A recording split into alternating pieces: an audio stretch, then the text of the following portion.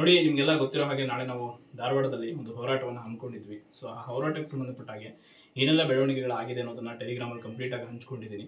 ಏನು ಅಂತಂದ್ರೆ, ಈ ಒಂದು ಸರ್ಕಾರ ನಮ್ಮ ವಿದ್ಯಾರ್ಥಿಗಳ ಹೋರಾಟವನ್ನು, ನೇಮಕಾತಿಗಾಗಿ ನಾವು ಮಾಡ್ತಾ ಇರುವಂಥ ಹೋರಾಟವನ್ನು, ನಾವು ಕೇಳ್ತಾ ಇರುವ ನ್ಯಾಯವನ್ನು, ನಮ್ಮ ಧ್ವನಿಯನ್ನು ಹತ್ತಿಕ್ಕುವಂಥ ಕೆಲಸ ಮಾಡ್ತಾ ಇದೆ. ಈಗಾಗಲೇ ಹಲವಾರು ಜನ ಹೋರಾಟವನ್ನು ರೂಪಿಸಿದಂಥ ನಾಯಕರಿಗೆ ನೋಟಿಸನ್ನು ಕೊಟ್ಟು 1 ಲಕ್ಷ ರೂಪಾಯಿ ಬಾಂಡ್ ಜೊತೆ ಮುಚ್ಚಳಿಕೆ ಪತ್ರ ಏನಂತ, 1 ವರ್ಷ ಯಾವುದೇ ಹೋರಾಟಗಳಲ್ಲಿ ಭಾಗವಹಿಸದಂತೆ, ಹಾಗೆ ನೀವೆಲ್ಲ ದಂಗೆ ಎಬ್ಬಿಸ್ತಾ ಇದ್ದೀರಾ, ಸರ್ಕಾರದ ವಿರುದ್ಧ ವಿದ್ಯಾರ್ಥಿಗಳನ್ನ ಪ್ರಚೋದನಕಾರಿಯಾಗಿ ಹೇಳಿಕೆ ಕೊಟ್ಟು ಹೋರಾಟ ಮಾಡುವಂತೆ ಮಾಡ್ತಾ ಇದ್ದೀರಾ ಅಂತ ಕೇಳ್ತಾ ಇರಲ್ಲ.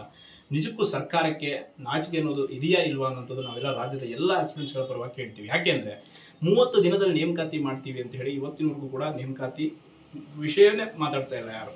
ಆ್ಯಂಡ್ ಎಷ್ಟು ದಿನ ಅಂತ ಕಾಯ್ತಾರೆ ಹೇಳಿ ಆಸ್ಪಿರೆಂಟ್ಸ್. ಈಗ ಬೆಂಗಳೂರಲ್ಲಿದ್ದು ಬೇರೆ ಬೇರೆ ಜಿಲ್ಲೆಯದ್ದು ಹೋರಾಟಕ್ಕೆ ಬರುವಂಥ ಆಸ್ಪಿರೆಂಟ್ಸ್ಗಳಿಗೂ ಕೂಡ ಹೋರಾಟಕ್ಕೆ ಬರದ ರೀತಿ ಎಚ್ಚರಿಕೆಯನ್ನು ಕೊಡುವಂಥದ್ದು, ಕರೆ ಮಾಡಿ ಈ ರೀತಿ ನೋಟಿಸ್ಗಳನ್ನು ವಾಟ್ಸಪ್ಗೆ ಕಳಿಸುವಂಥದ್ದು ಎಲ್ಲವೂ ಕೂಡ ನಡೀತಾ ಇದೆ.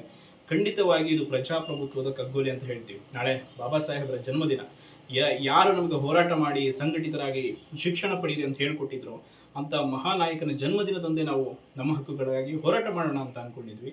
ಆದರೆ ಆ ಹೋರಾಟಕ್ಕೆ ಸರ್ಕಾರ ಪೊಲೀಸ್ ವ್ಯವಸ್ಥೆಯ ಮೂಲಕ ಕಡಿವಾಣ ಹಾಕುವಂಥ ಕೆಲಸ ಮಾಡ್ತಾ ಇದೆ. ಖಂಡಿತವಾಗಿ ನಾವು ಈ ಹೋರಾಟ ನಿಂತರೂ ಕೂಡ ನಮ್ಮ ನ್ಯಾಯದ ಧ್ವನಿ ನಿಲ್ಲಲ್ಲ. ನಾವೀಗ ಕೋರ್ಟ್ ಮೊರೆ ಕೂಡ ಹೋಗಿ ಅವಕಾಶ ಪಡ್ಕೊಳ್ತೀವಿ.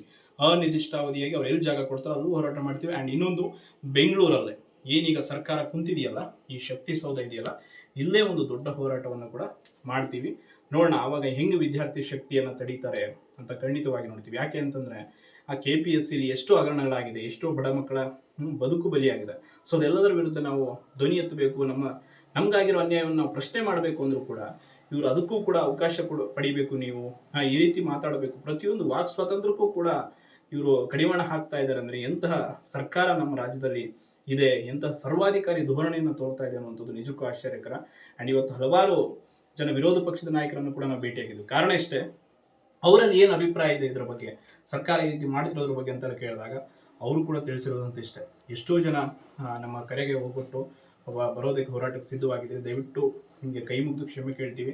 ಯಾಕೆ ಅಂತಂದರೆ, ಪಾಪ ನಮ್ಮಿಂದ ನೀವು ಎಷ್ಟೋ ಹೋರಾಟಗಳಲ್ಲಿ ಭಾಗವಹಿಸಿದರೆ, ಎಷ್ಟೆಲ್ಲ ಏನೋ ಮಾಡಿದರೆ, ನಮ್ಮನ್ನು ನಂಬಿ ನೀವು ಜೊತೆ ಇದ್ದೀರಾ, ಕಷ್ಟಪಟ್ಟು ಓದ್ತಾ ಇದ್ದಾರೆ ನಿಮ್ಮ ತಂದೆ ತಾಯಿಗಳ ಕನಸುಗಳಿಗೋಸ್ಕರ. ನಿಮ್ಮ ಭವಿಷ್ಯ ಹಾಳಾಗೋದು ಬೇಡ. ಯಾರೋ ಮತ್ತೆ ಏನೋ ಮಾಡೋಂಥ ಕುತಂತ್ರಕ್ಕೆ ಪಾಪ ನಿಮ್ಮ ಭವಿಷ್ಯ ಬರಿ ಆದರೆ ಖಂಡಿತವಾಗಿ ಆ ಶಾಪ ನಮ್ಮನ್ನು ಬಿಡೋದು. ಅದಕ್ಕೆ ಈ ಹೋರಾಟದ ಹಾದಿಯಲ್ಲಿ ಮತ್ತೆ ಏನು ಮಾಡ್ಬೋದು, ನಾವು ಯಾವ ರೀತಿ ಇದನ್ನು ಮುನ್ನಡೆಸ್ಕೊಂಡು ಹೋಗ್ಬೋದು, ನಮ್ಮ ಧ್ವನಿಯನ್ನು ಇನ್ನಷ್ಟು ಹೆಂಗೆ ಗಟ್ಟಿ ಮಾಡ್ಕೊಳ್ಬೋದು. ಈಗ ಆಲ್ರೆಡಿ ನಾವು ಹೇಳಿದ್ವಿ ರೈತ ಸಂಘಟನೆಯವರು ಕೂಡ, ಸೊ ಅವರನ್ನು ಕೂಡ ಸೇರಿಸ್ಕೊಂಡು ಇದಕ್ಕೆ ಅವಕಾಶ ಸಿಕ್ಕಿಲ್ಲ, ಈಗ ಈ ರೀತಿ ಕಡಿವಾಣ ಹಾಕಿದ್ದಾರೆ ಅಂದರೆ ಮುಂದಿನ ದಿನಗಳಲ್ಲಿ ಇನ್ನಷ್ಟು ದೊಡ್ಡ ಹೋರಾಟ ಮಾಡೋದಕ್ಕೆ ಪ್ಲಾನ್ನ ರೂಪಿಸ್ತಿದ್ದೀವಿ ಹೊರತು ಇದು ನಮ್ಮ ಧ್ವನಿ ನಿಲ್ಲಲ್ಲ. ಸೊ ದಯವಿಟ್ಟು ಯಾರೆಲ್ಲ ಈ ವಿಷಯದ ಬಗ್ಗೆ ನಮಗೆ ಕರೆ ಮಾಡ್ತಾ ಇದ್ದಾರೆ, ಮೆಸೇಜ್ ಮಾಡ್ತಾ ಇದ್ದಾರೆ, ಕೇಳ್ತಾ ಇದ್ದಾರೆ, ಸೊ ನಿಮಗಾಗಿ ಸ್ಪಷ್ಟನೆಯನ್ನು ಕೊಟ್ಟಿದ್ದೀನಿ. ಧನ್ಯವಾದ.